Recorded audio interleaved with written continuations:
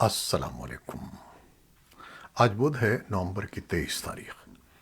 پاکستان میں سر شام کے 7، بھارت میں 7:30، اور یہاں ہمارے اسٹوڈیوز کی گھڑیوں میں صبح کے 9 بجے ہیں۔ وائس آف امریکہ واشنگٹن کی اردو سروس سے میں ہوں خالد حمید، خبروں کے ایک بلٹن کے ساتھ۔ پاکستان کی فوج کے نئے سربراہ کے تقرر سے متعلق سمری وزیر اعظم آفس کو موصول ہونے کے بعد شہباز شریف نے اتحادی جماعتوں کے سربراہوں کو مشاورت کے لیے بلا لیا ہے۔ وزیر اعظم شہباز شریف کو فوج کی کمان کے لیے جی ایچ کیو کی جانب سے بھجوائے گئے 6 سینئر موسٹ جنرلز میں سے کسی ایک نام کا انتخاب کرنا ہے۔ اس کے علاوہ وزیر اعظم نے جمعرات کو وفاقی کابینہ کا اجلاس بھی طلب کر لیا ہے، جس میں آرمی چیف کی تقرری زیر غور آئے گی۔ بدھ کو وزیر دفاع خواجہ آصف نے وزیر اعظم سے ملاقات کے بعد صحافیوں سے گفتگو کرتے ہوئے کہا کہ آرمی چیف کے تقرری کے معاملے پر وزیر اعظم اتحادی جماعتوں کے رہنماؤں اور وفاقی کابینہ کو اعتماد میں لیں گے۔ انہوں نے کہا کہ مشاورت کا یہ عمل مکمل کر کے 2 روز تک نئے سپہ سالار کی تقرری کر دی جائے گی۔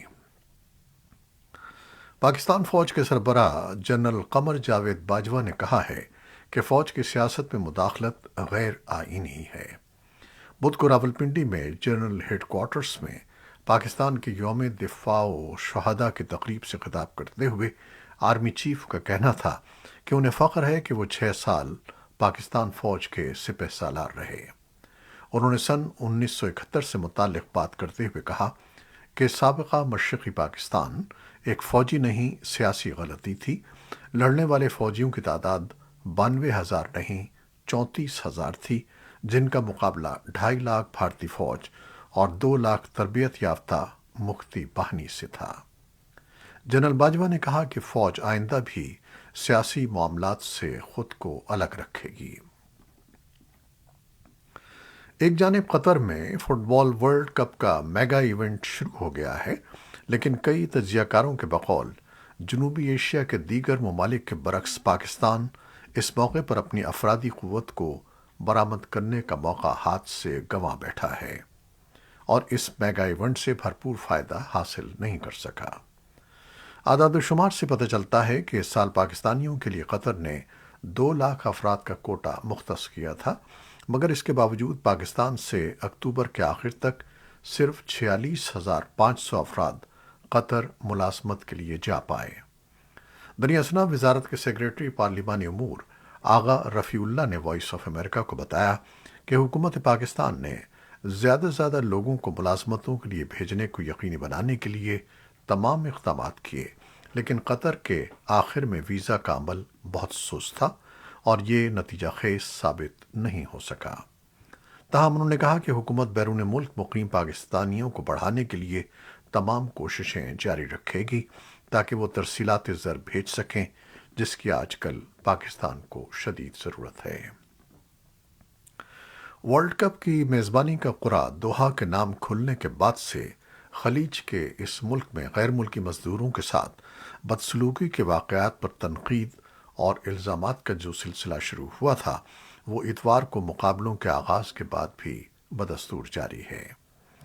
تاہم کھیلوں کے افتتاح سے قبل ایک پریس کانفرنس میں فیفا کے صدر گیانی انفینٹینو نے انسانی حقوق کے حوالے سے ملک کے خراب ریکارڈ پر مغربی تنقید کی مذمت کرتے ہوئے میڈیا پر منافقت کا الزام لگایا۔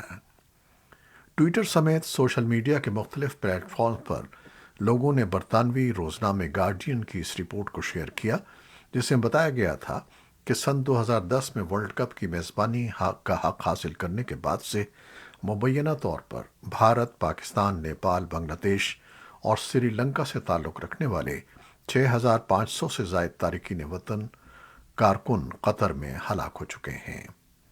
گارڈین کی تحقیقات کے مطابق یہ تعداد مزدوروں کے آبائی ممالک کے اعداد و شمار پر مبنی ہے۔ قطری حکام نے برطانوی اخبار کی رپورٹ کو گمراہ کن قرار دیتے ہوئے اسے مسترد کر دیا ہے۔ امریکی وزیر خارجہ اینٹنی بلنکن نے کہا ہے کہ آزادی اظہار پر کسی بھی طرح کی پابندی امریکہ کے لیے باعث تشویش ہوتی ہے۔ امریکہ کی چوٹی کے سفارتکار نے منگل کے روز دوحہ میں اپنے قطری ہم منصب کے ہمراہ ایک نیوز کانفرنس سے خطاب کرتے ہوئے فیفا کے اس فیصلے پر تنقید کی جس میں کہا گیا تھا کہ اگر کسی کھلاڑی نے تنوع اور شمولیت کی حمایت میں بازو پر پٹی باندھی تو اسے یلو کارڈ دکھا دیا جائے گا۔ نیوز کانفرنس میں بلنکن کے ساتھ موجود قطر کے وزیر خارجہ شیخ محمد بن عبد الرحمن الثانی نے اپنے ملک پر میڈیا میں تنقید کے حوالے سے قطر کے ایک صحافی کے سوال کے جواب میں اس تنقید کو مسترد کرتے ہوئے کہا کہ جہاں تک اصلاحات کا تعلق ہے ان کا کہنا تھا کہ میرا خیال ہے کہ کچھ حلقے ایسے ہیں جو ان پر توجہ نہیں دیتے بلکہ متعصبانہ نظریات پر انحصار کرتے ہیں۔ امریکی وزیر خارجہ اینٹونی بلنکن نے منگل کو دوحہ کے دورے کے دوران افغان مہاجرین کے ایک کیمپ کا دورہ کیا۔ انہوں نے ٹویٹ کیا کہ انہوں نے ٹیم سے ملنے اور افغان افراد سے بات کرنے کے لیے کیمپ الصالیہ کا دورہ کیا جو جلد ہی امریکہ کو اپنا گھر کہہ سکیں گے۔ افغانستان کے لوگوں کے لیے قطر کی حمایت نے ہماری شراکت داری کو تقویت دی ہے۔ بلنکن کا یہ دورہ قطر کے ساتھ فوجی اہمیت کے مذاکرات کا ایک حصہ ہے۔ امریکہ کے 8,000 فوجی قطر کے العبید کے فضائی اڈے پر تعینات ہیں جو آئندہ امریکی فوج کی سینٹرل کمانڈ کا ہیڈ کوارٹر ہوگا۔ قطر میں جاری فٹ بال ورلڈ کپ کے دوران بھارت کے متنازع اسلامی اسکالر اور مبلغ ذاکر نائک کو مبینہ طور پر تبلیغ کے لیے مدعو کیے جانے پر بھارت میں شدید رد عمل ظاہر کیا جا رہا ہے اور قطری حکومت کی مذمت کی جا رہی ہے۔ مرکزی وزیر ہردیپ سنگھ پوری نے کہا کہ مجھے یقین ہے کہ بھارت اس معاملے کو قطر کی حکومت کے سامنے سخت انداز میں اٹھائے گا۔ دریاسنا رپورٹس کے مطابق قطر نے سفارتی ذرائع سے بھارت کو مطلع کیا ہے کہ 20 نومبر کو دوحہ میں منعقد ہونے والے فٹ بال ورلڈ کپ کے افتتاحی پروگرام میں شرکت کے لیے ذاکر نائک کو سرکاری طور پر مدعو نہیں کیا گیا تھا۔ اس کا دعویٰ ہے کہ بھارت اور قطر کے باہمی تعلقات کو خراب کرنے کے مقاصد سے تیسرے ملکوں نے عمداً ایسی غلط خبر پھیلائی ہے۔ طالبان پختیا سرحدی جھڑپوں پر پاکستان کے ساتھ مذاکرات کر رہے ہیں۔ دونوں جانب سے ایک مشترکہ ورکنگ کمیٹی کام کر رہی ہے اور مستقبل میں ایسے مسائل کو روکنے کے لیے اپنی ملاقاتیں جاری رکھے ہوئے ہے۔ مقامی میڈیا نے اطلاع دی ہے کہ طالبان اور پاکستانی سرحدی فورسز کے درمیان 3 روز تک جاری رہنے والی لڑائی منگل کو روک دی گئی اور دونوں فریقین سرحد پر ملے لیکن اب تک ان مذاکرات میں کوئی معاہدہ نہیں ہو سکا ہے۔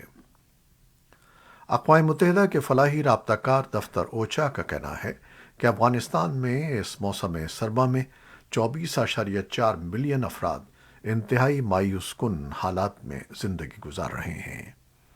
اوچا کے مطابق اشیاء کی قیمتوں میں اضافے کے ساتھ ساتھ انہیں فوری طور پر امداد کی ضرورت ہے۔ ان کا کہنا تھا کہ انہیں گرم کپڑے، پناہ گاہ اور حرارت کے حصول کے لیے نقد رقم درکار ہے۔ افغان خاندانوں کو پہلے ہی منجمد درجہ حرارت کا سامنا ہے۔ اسلامی بنیاد پرستی کے ناقد ایک امریکی بلاگر اویجیت رائے اور ان کے بنگلہ دیشی پبلشر کو قتل کرنے کے مجرم 2 عسکریت پسند بنگلہ دیش کے دارالحکومت ڈھاکہ کی ایک پرہجوم عدالت سے فرار ہو گئے۔ القاعدہ سے متاثرہ مقامی عسکریت پسند تنظیم انصار اللہ بنگلہ ٹیم یا اے بی ٹی کے مشتبہ ارکان نے پولیس افسران کی آنکھوں میں زہریلا کیمیکل چھڑک دیا اور مجرموں کو موٹر سائیکلوں پر سوار کر کے بھگا دیا جبکہ وہ انسداد دہشت گردی ٹرائبیونل سے واپس جا رہے تھے۔ ڈھاکہ میٹروپولیٹن پولیس کی جاسوسی برانچ کے سربراہ ہارون رشید نے بتایا کہ بائیک پر سوار آنے والے افراد زہریلا مادہ چھڑکنے کے بعد دونوں مجرموں کو ساتھ لے کر بھاگ گئے۔ پولیس اتھارٹی نے مجرموں کا سراغ لگانے کے لیے معلومات فراہم کرنے والے کے لیے 20 لاکھ ٹکا کے انعام کا اعلان کیا ہے۔ امریکی وزارت خارجہ کی ڈپلومیٹک سیکیورٹی سروس نے اپنے انعامات برائے انصاف کے دفتر کے ذریعے رائے کے قتل میں ملوث کسی کی گرفتاری یا سزا کا باعث بننے والی معلومات کے لیے 5 ملین امریکی ڈالر کے انعام کا اعلان دسمبر سن 2021 میں کیا تھا۔ امریکی ریاست ورجینیا میں پولیس منگل کو دیر گئے وال مارٹ اسٹور میں ہونے والی فائرنگ کی تحقیقات کر رہی ہے جس میں کم از کم 6 افراد ہلاک ہو گئے تھے۔ چیساپیک شہر کی جانب سے بدھ کی صبح بتایا گیا کہ پولیس نے ہلاکتوں کی تعداد کی تصدیق کر دی ہے اور شوٹر بھی ہلاک ہو گیا ہے۔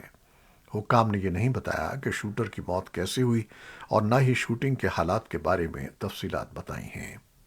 والمارٹ نے ایک بیان میں کہا کہ وہ اس المناک واقعے پر صدمے میں ہے۔ یہ حملہ کولوراڈو اسپرنگز میں ایک LGBTQ نائٹ کلب میں فائرنگ کے چند روز بعد ہوا ہے، جس میں 5 افراد ہلاک اور 18 زخمی ہو گئے تھے۔ یوکرینی حکام نے بدھ کو کہا کہ روسی افواج کی طرف سے رات گئے ایک فضائی حملے میں جنوبی یوکرین میں ایک ہسپتال کے زچگی وارڈ کو نشانہ بنایا گیا، جس میں ایک نوزائیدہ بچہ ہلاک اور اس کی ماں زخمی ہو گئے۔ حکام نے بتایا کہ میزائل نے زوپورژیا کے علاقے ولینیانسک میں 2 منزلہ عمارت کو تباہ کر دیا۔ یوکرین کے صدر ولادیمیر زیلنسکی نے ٹیلی گرام پر پوسٹ کیا کہ روس شہریوں اور شہری اثاثوں کے خلاف جنگ جاری رکھے ہوئے ہے۔ دشمن نے ایک بار پھر دہشت گردی اور قتل و غارت کے ذریعے کامیابی حاصل کرنے کی کوشش کا فیصلہ کیا ہے، جو وہ 9 ماہ سے حاصل نہیں کر سکا تھا اور نہ ہی کر سکے گا۔ یوکرین کی سیکیورٹی سروس نے منگل کو کہا کہ اس نے کیف میں ایک تاریخی روسی آرتھوڈاکس عیسائی خانقاہ پر چھاپہ مارا ہے تاکہ مشتبہ روسی خصوصی سروسز کی تقریبی سرگرمیوں کا مقابلہ کیا جا سکے۔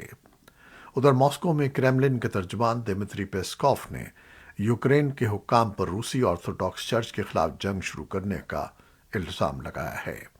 انہوں نے کہا کہ یہ تلاش روسی آرتھوڈاکس کے خلاف ان جارحانہ اقدامات کے سلسلے کی ایک اور کڑی ہے۔